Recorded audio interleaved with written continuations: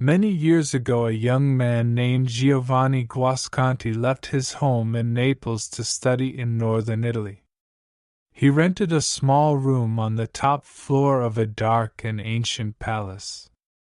Long ago, the building had belonged to a noble family. Now an old woman, Signora Elisabetta, rented its rooms to students at the University of Padua. Giovanni's room had a small window. From it he could see a large garden that had many plants and flowers. "Does the garden belong to you?" he asked Signora Elisabetta one day. "Oh no," she said quickly. "That garden belongs to the famous Dr. Giacomo Rappaccini. People say he uses those plants to make strange kinds of medicine. He lives in that small brown house in the garden with his daughter Beatrice." Giovanni often sat by his window to look at the garden. He had never seen so many different kinds of plants. They all had enormous green leaves and magnificent flowers in every color of the rainbow. Giovanni's favorite plant was in a white marble vase near the house. It was covered with big purple flowers. One day, when Giovanni was looking out his window, he saw an old man in a black cape walking in the garden. The old man was tall and thin. His face was an unhealthy yellow color. His black eyes were very cold. The old man wore thick gloves on his hands and a mask over his mouth and nose. He walked carefully among the plants as if he were walking among wild animals or poisonous snakes. Although he looked at the flowers very closely, he did not touch or smell any of them. When the old man arrived at the plant with the big purple flowers, he stopped. He took off his mask and called loudly, "Beatrice! Come help me!" "I'm coming, father." "What do you want?" answered a warm young voice from inside the house. A young woman came into the garden. Her thick dark hair fell around her shoulders in curls. Her cheeks were pink, and her eyes were large and black. She seemed full of life, health and energy as she walked along the plants. Giovanni thought she was as beautiful as the purple flowers in the marble vase. The old man said something to her. She nodded her head as she touched and smelled the flowers that her father had been so careful to avoid.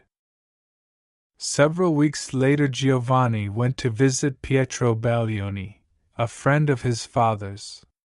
Professor Baglioni taught medicine at the university. During the visit, Giovanni asked about Dr. Rappaccini. "He is a great scientist," Professor Baglioni replied. "But he is also a dangerous man." "Why?" asked Giovanni. The older man shook his head slowly. "Because Rappaccini cares more about science than he does about people. He has created many terrible poisons from the plants in his garden. He thinks he can cure sickness with these poisons. It is true, and several times he has cured a very sick person that everyone thought would die. But Rappaccini's medicine has also killed many people. I think he would sacrifice any life, even his own, for one of his experiments." "But what about his daughter?" Giovanni said. "I'm sure he loves her." The old professor smiled at the young man. "So," he said, "you have heard about Beatrice Rappaccini. People say she is very beautiful. But few men in Padua have ever seen her. She never leaves her father's garden." Giovanni left Professor Baglioni's house as the sun was setting. On his way home, he stopped at a flower shop where he bought some fresh flowers. He returned to his room and sat by the window. There the little sunlight was left. The garden was quiet. The purple flowers on Giovanni's favorite plant seemed to glow in the evening's fading light. Then someone came out of the doorway of the little brown house. It was Beatrice. She entered the garden and walked along the plants. She bent to touch the leaves of a plant or to smell a flower. Rappaccini's daughter seemed to grow more beautiful with each step. When she reached the purple plant, she burrowed her face in its flowers. Giovanni heard her say, "Give me your breath, my sister. The ordinary air makes me weak. And give me one of your beautiful flowers." Beatrice gently broke off one of the largest flowers. As she lifted it to put it in her dark hair, a few drops of liquid from the flower fell to the ground. One of the drops landed on the head of a tiny lizard crawling near the feet of Beatrice. For a moment the small animal twisted violently. Then, it moved no more. Beatrice did not seem surprised. She sighed and placed the flower in her hair. Giovanni leaned out of the window so he'd see her better. At this moment a beautiful butterfly flew over the garden wall. It seemed to be attracted by Beatrice and flew once around her head. Then the insect's bright wings stopped, and it fell to the ground dead. Beatrice shook her head sadly. Suddenly, she looked up to Giovanni's window. She saw the young man looking at her. Giovanni picked up the flowers he had bought and threw them down to her. "Young lady," he said, "wear these flowers as a gift from Giovanni Guasconti." "Thank you," Beatrice answered. She picked up the flowers from the ground and quickly ran to the house. She stopped at the door for a moment to wave shyly at Giovanni. It seemed to him that his flowers were beginning to turn brown in her hands. For many days the young man stayed away from the window that looked out in Rappaccini's garden. He wished he'd not talked to Beatrice, because now he felt under the power of her beauty. He was a little afraid of her too. He could not forget how the little lizard and the butterfly had died. One day while he was returning home from his classes he met Professor Baglioni on the street. "Well, Giovanni," the old man said, "have you forgotten me?" Then he looked closely at the young man. "What is wrong, my friend? Your appearance has changed since the last time we met." It was true, Giovanni had become very thin. His face was white, and his eyes seemed to burn with fever. As they stood talking, a man dressed in a long black cape came down the street. He moved slowly like a person in poor health. His face was yellow, but his eyes were sharp and black. It was the man Giovanni had seen in the garden. As he passed them, the old man nodded coldly to Professor Baglioni, but he looked at Giovanni with a great deal of interest. "It's Dr. Rappaccini," Professor Baglioni whispered after the old man had passed them. "Has he ever seen your face before?" Giovanni shook his head. "No," he answered. "I don't think so." Professor Baglioni looked worried. "I think he has seen you before. I know that cold look of his. He looks the same way when he examines an animal he has killed in one of his experiments. Giovanni, I will bet my life on it, you are the subject of one of Rappaccini's experiments." Giovanni stepped away from the old man. "You are joking," he said. "No, I'm serious." The professor took Giovanni's arm. "Be careful, my young friend. You are in great danger." Giovanni pulled his arm away. "I must be going," he said. "Good night." As Giovanni hurried to his room, he felt confused and a little frightened. Signora Elisabetta was waiting for him outside his door. She knew he was interested in Beatrice. "I have good news for you," she said. "I know where there is a secret entrance into Rappaccini's garden." Giovanni could not believe his ears. "Where is it?" he asked. "Show me the way." He went in. The plants all seemed wild and unnatural. Giovanni realized that Rappaccini must have created these strange and terrible flowers through his experiments. Suddenly, Rappaccini's daughter came into the garden. She moved quickly among the flowers until she reached him. Giovanni apologized for coming into the garden without an invitation. But Beatrice smiled at him and made him feel welcome. "I see you love flowers," she said. "And so you have come to take a closer look at my father's rare collection." While she spoke, Giovanni noticed a perfume in the air around her. He wasn't sure if this wonderful smell came from the flowers or from her breath. She asked him about his home and his family. She told him she had spent her life in this garden. Giovanni felt as if he were talking to a very small child. Her spirits sparkled like clear water. They walked slowly through the garden as they talked. At last, they reached a beautiful plant that was covered with large purple flowers. He realized that the perfume from those flowers was like the perfume of Beatrice's breath, but much stronger. The young man reached out to break off one of the purple flowers, but Beatrice gave a scream that went through his heart like a knife. She caught his hand and pulled it away from the plant with all her strength. "Don't ever touch those flowers," she cried. "They will take your life."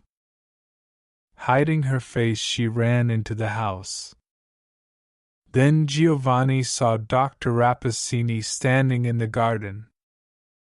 That night Giovanni could not stop thinking about how sweet and beautiful Beatrice was.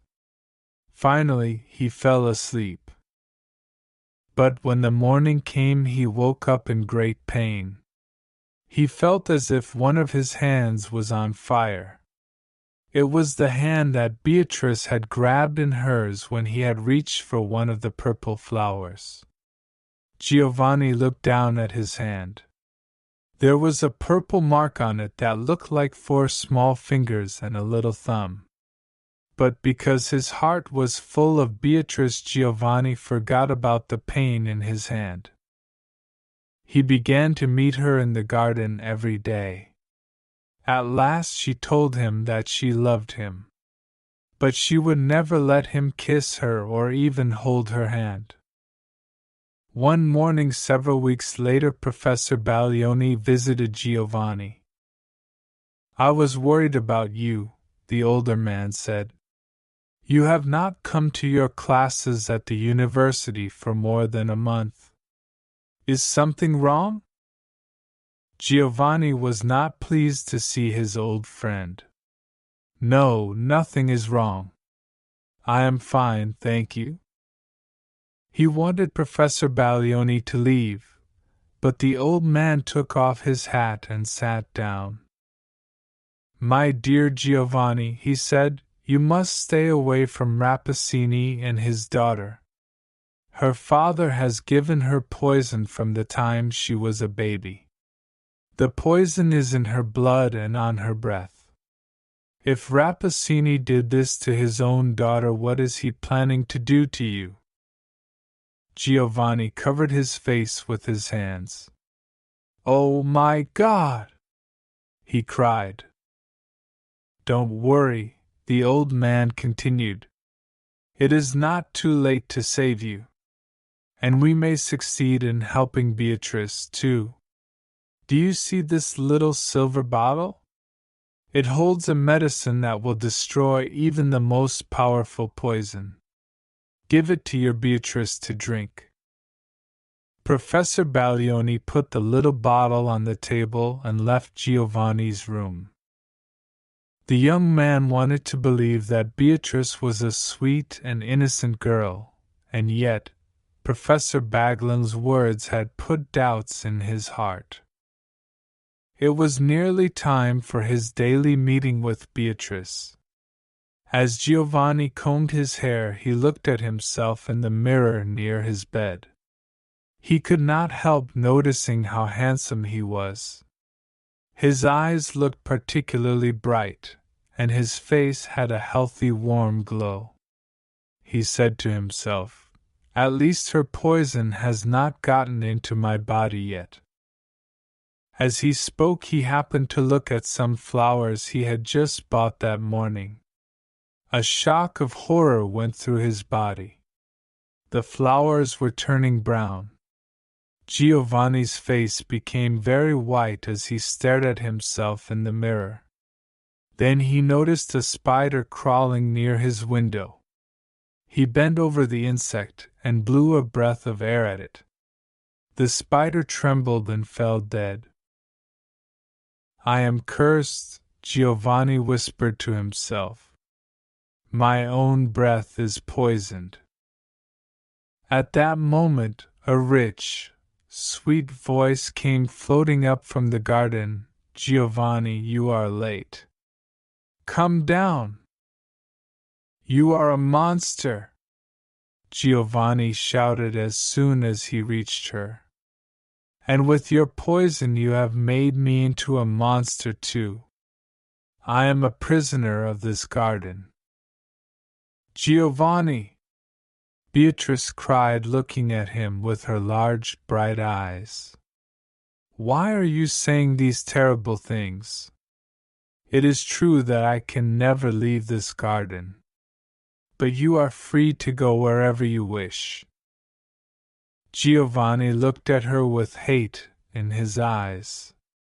"Don't pretend that you don't know what you've done to me." A group of insects had flown into the garden.